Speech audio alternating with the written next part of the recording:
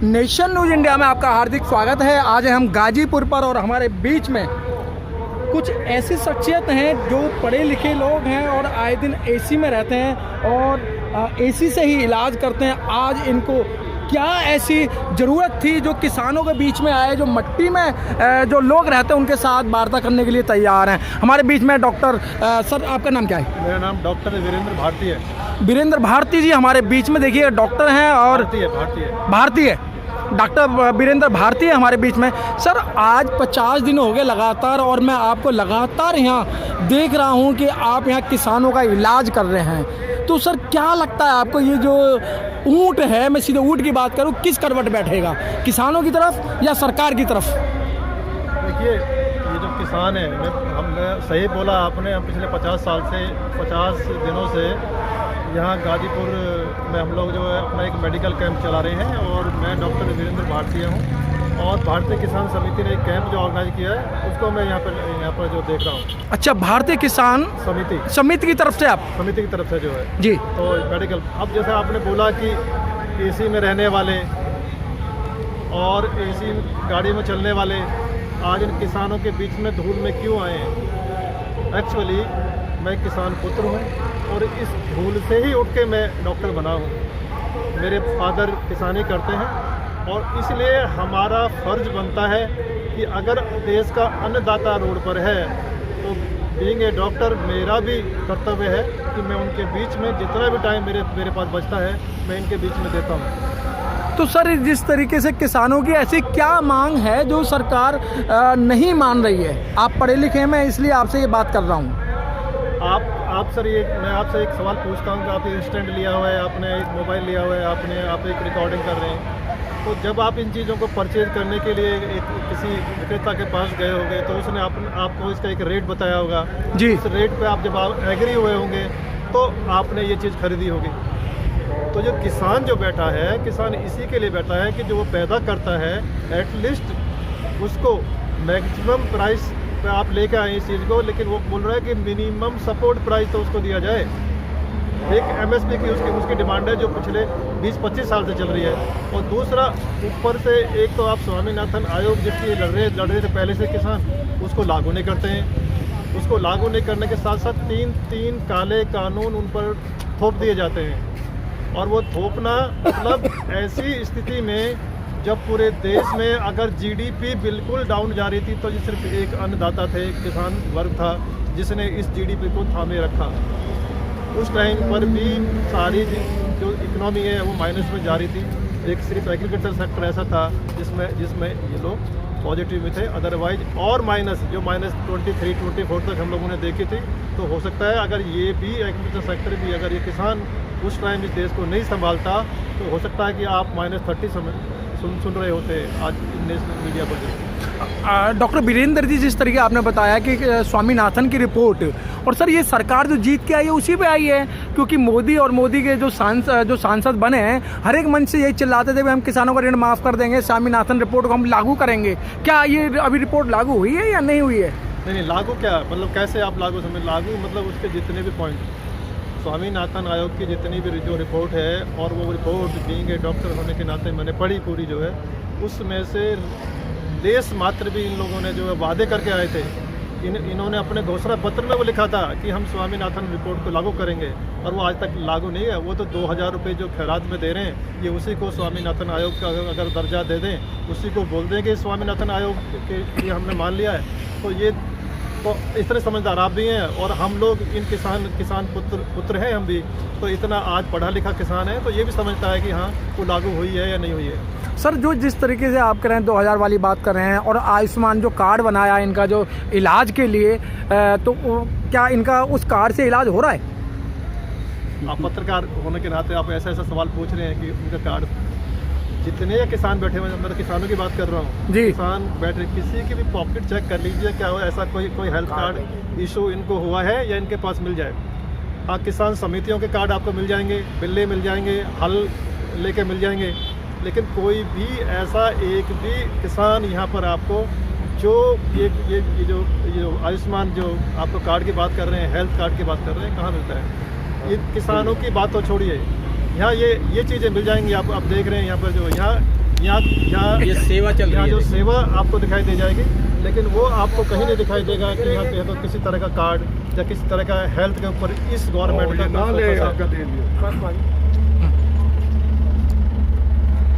तो सर आप जो सेवा दे रहे हैं वो सेवा नहीं मिल पा रही है। और सर एक तरफ तो इन लोगों को अन्नदाता कहा जाता है, सर एक तरफ तो अन्नदाता कहा जाता है और अन्नदाता इस समय अपने आप को छला और ठगा महसूस कर रहा है। मैं 50 दिन से देख रहा हूँ। बिल्कुल छला, मतलब जिस चीज़ के ऊपर आप सत्ता में बैठे हो, जो वादे करके सरकार जो सत्ता में आई है उन वादों को भूल चुकी है, निष्ठुर हो चुकी है। ये अहंकारी सरकार हो चुकी है और ये किसान उस अहंकार को तोड़ने के लिए इकट्ठा हुए हैं। मैं अपनी उम्र में ऐसा आंदोलन, जितनी भी मेरी उम्र है, मैं 40 हूँ, मैंने अपनी उम्र में ऐसा आंदोलन नहीं देखा और इनके जज्बे को सलाम करता हूँ। किसानों को, इस अन्नदाताओं की अगर हम बात करें तो ये जब तक अपनी मांग पूरी नहीं करवा लेंगे तब तक यहाँ से उठने वाले नहीं हैं। सर अभी तक जो सरकार थी वो वार्ता कर रही थी, अब सरकार ने बीच में सुप्रीम कोर्ट को भी अपने साथ ले लिया है कि भाई सुप्रीम कोर्ट के माध्यम से हम किसानों से वार्ता करेंगे। देखिए ये पिछले 8-9 दौर की जो बातें हुई हैं जी, उसमें ये बार समितियों की बात करती आई है सरकार। और इस समिति जो 40 लोगों की जो लोग जाते थे, किसान नेता जाके बात कर रहे थे, उसमें से बार चाहे कृषि मंत्री हो, चाहे आप परोक्ष रूप से जो है मोदी जी को समझ लीजिए, वो लोग चाहते थे कि इनमें से 4-5 लोगों को चुनकर एक समिति बना दी जाए। जब किसानों ने इस चीज़ का बिल्कुल इनकार कर दिया और इसका ऐतराज़ उठाया कि हम 40 के 40 लोग ही आके बात करेंगे, हमारे बीच में कोई समिति नहीं बनाई जाएगी, तब इस सरकार ने एक दूसरा दाव खेला कि वो अपनी जिम्मेदारी का जो ठीक रहा था वो इन्होंने सुप्रीम कोर्ट के ऊपर रख दिया। यानी कि यानी कि जो ये बोलना चाह रही थी सरकार, जो बनाना चाह रही थी, उसमें कामयाबी नहीं मिली, तो ये सुप्रीम कोर्ट के मुंह से वो चीज़ कहलवाई गई। सुप्रीम कोर्ट को बीच में लाकर और इस तरह के 4 लोगों की जो ये समिति बना दी गई। सर बात वही निकल के आती है, जब भी मीटिंग होती है तो सरकार के जो सांसद हैं या जो उस मीटिंग में आते हैं बार यही कहते हैं भाई आप कुछ भी करो, हम ये बिल वापस नहीं लेंगे और ना ही हम इस पर बात करेंगे। किसान भी वापस नहीं जाने वाला। और रही बात इन MP की, बताता हूँ, सांसद जो हैं, इन सांसदों को भी घरों में जैसे अभी घोड़ा लाठी की बात कर रही है हम लोग जो है, ऐसे ही इनको भी जैसे जो अभी हरियाणा के मुख्यमंत्री का जो हाल हुआ है कि हवा में ही हेलीकॉप्टर घूमता रहा लेकिन उसको ज़मीन पर नहीं उतरने दिया, तो ये चीज़ होगी कि ये सांसदों को ज़मीन पर, घर पे उतरने नहीं देंगे, घर से बाहर नहीं निकलने दिया। और अब घेराबंदी आने वाले टाइम पर अगर नहीं मानते हैं तो जिनको हमने चुन के बेचा, जो लड़ाई हमारी लड़ने के लिए जो संसद में गए, ये किसान पागल नहीं है जो यहाँ बैठा हुआ है, आजकल पढ़ा लिखा किसान है और इन्होंने अपने नुमाइंदे चुने, संसद में भेजे। अगर वो अपनी कार्रवाई नहीं कर पा रहे हैं, वो अपना कर्तव्य निर्वाह नहीं कर पा रहे हैं, तो उनको कैसे करवाया जाता है ये भी जनता जानती है। अब बीच में आ जाओ, बीच में आ जाओ, ठीक है, पकड़ना भैया। सर क्या लगता है कि जैसे सरकार सुप्रीम कोर्ट का सहारा ले रही है कि किसानों को गुमराह करने की बात कर रही है कि भाई हम इसका जो है इसको होल्ड पे रख देंगे और हम फिर एक कमेटी बनाएंगे, तो क्या लगता है आपको?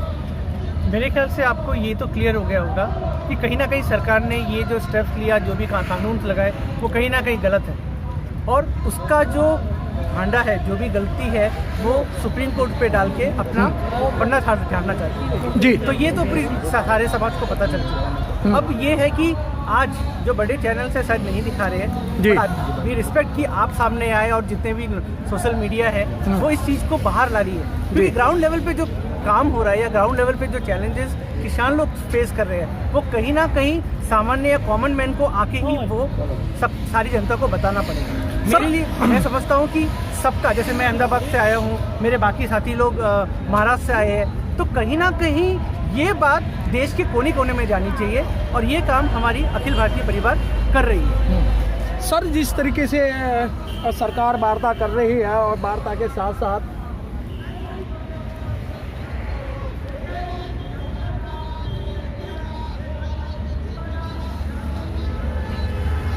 सर जिस तरीके से सरकार दौर की वार्ता है, सरकार को लगा कि भाई जिनमें हमने कमी करी है वो तो कानून तो इन्होंने वापस ले लिए, चाहे पराली की बात करें, बिजली की बात करें, फिर आगे कौन सी बात रह जाती है?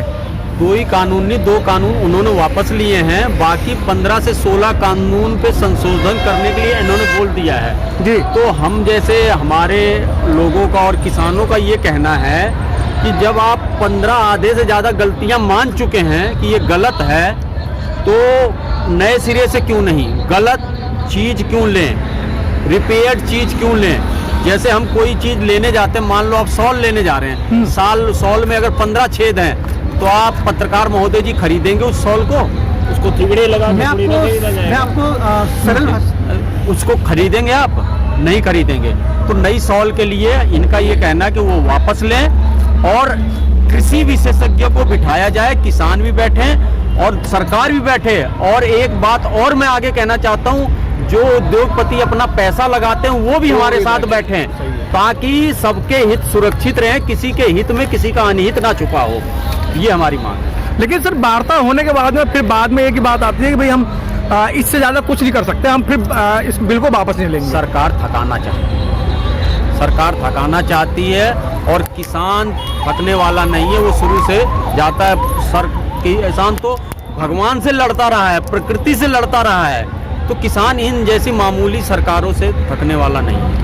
तो सर क्या लगता है कि ये पूरे अभी राष्ट्र का एक त्यौहार आ रहा है 26 जनवरी जिसे कहा जाता है, सभी लोग अच्छी अच्छी झांकियाँ, अच्छे अच्छे पोशाक पहनकर वहाँ जाएंगे, तो आपको क्या लगता है कि जब वहाँ ट्रैक्टर जाएंगे रैली के अंदर, क्या देश की बेइज्जती नहीं होगी? क्यों बेइज्जती होगी?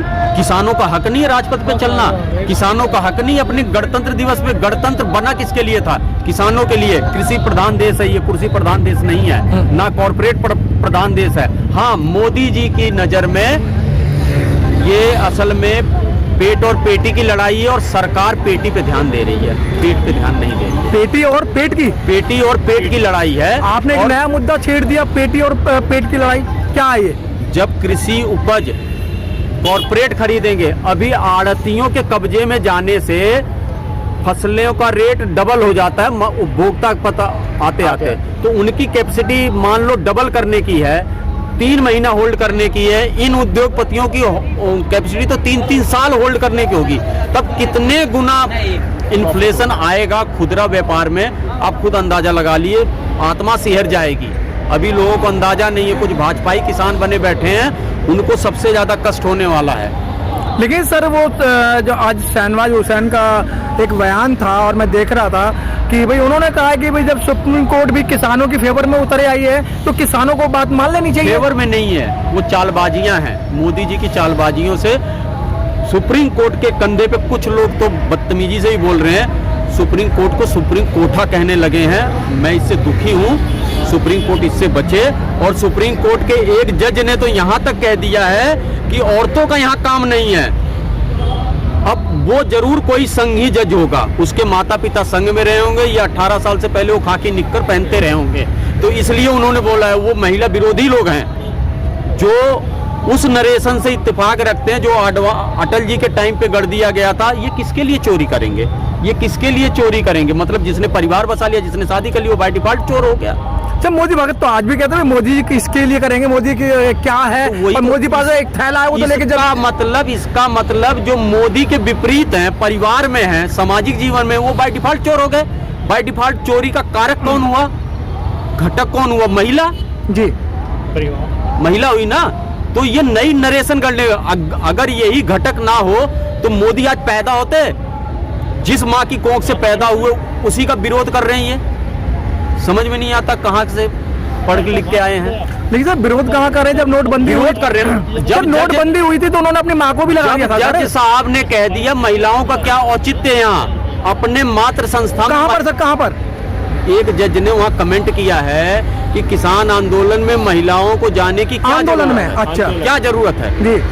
जब देश की प्रधानमंत्री बन सकते हैं, राष्ट्रपति बन सकते हैं, तो आंदोलन में आ सकती है। मैं ये भारत माता की सबसे जबरदस्ती कहलवाते हैं, हम स्वतः कहते हैं, लेकिन हम उस भारत माता को मानते हैं। देश की हर माता हमारे लिए भारत माता है। हम भारत माता बोलने में कोई गुरेज नहीं करते, लेकिन हमारे दिमाग में देश की हर माता भारत माता है। प्रतिभा आदमी भारतीय जी, जैसे आप बता रहे हैं कि भाई ये जो सरकार है और आप सीधा सीधा आरोप लगा रहे हैं, क्या लगता नहीं है कि आपको जेल जाने की तैयारी है? जेल जाने तो सब लोग गए हैं, इसमें क्या जरूर है। मोटा भाई जी भी गए हैं, वो तो अड़ी पार हैं, हम तड़ी पार नहीं कहलाएंगे, हम आंदोलन में जेल जाएंगे। मतलब आपकी इच्छा है कि आप जेल जाना चाहते हैं? बिल्कुल। कि जो जेल गया है वहाँ से जेल से कुछ बन के आया, कोई राष्ट्रपति बना, कोई प्रधानमंत्री बन के नहीं, बनने की इच्छा नहीं है हमारी, हम लोगों की देश बनाने की इच्छा है, बनने की इच्छा नहीं है। अच्छा आप भी बताइए सर, ये जो निष्कर्ष है किधर जाएगा?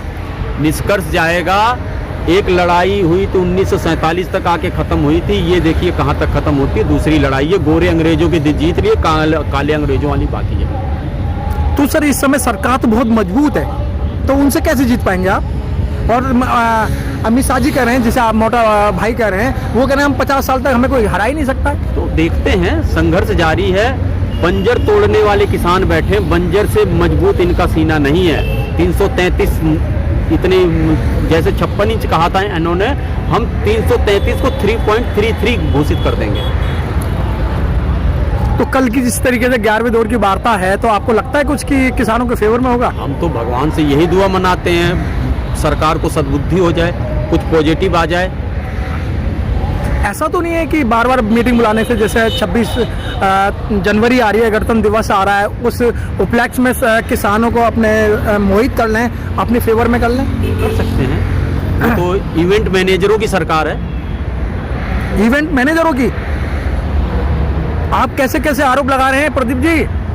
Howdy Modi, howdy Trump, Modi है तो कोरोना मुमकिन में है। आए ट्रम्प, मोदी है तो बजवा मुमकिन है। देंगे, थाली बजवा देंगे, तो इवेंट मैनेजरों की सरकार है ये। तो प्रदीप जी, आपको नेशन न्यूज के माध्यम से आपको लाखों लोग देख रहे हैं, देश नहीं विदेश भी देख रहा है, तो आप आवाम से क्या कहना चाहते हैं? क्योंकि किसान आंदोलन ही तो जन आंदोलन हो गया, मुझे भी लग रहा है। आवाम से ये कहता हूँ, ये किसानों का नहीं है, ये अंतोगत्वा एट द लास्ट गिरेगा सबकी पेट पे। अब जिसको मैक्सिमम 20 रुपए तक आलू चाहिए वो हमारे साथ आए, जिसको 200 रुपए चाहिए वो जाए। ठीक है sir. Press the bell icon on the YouTube app and never miss another update.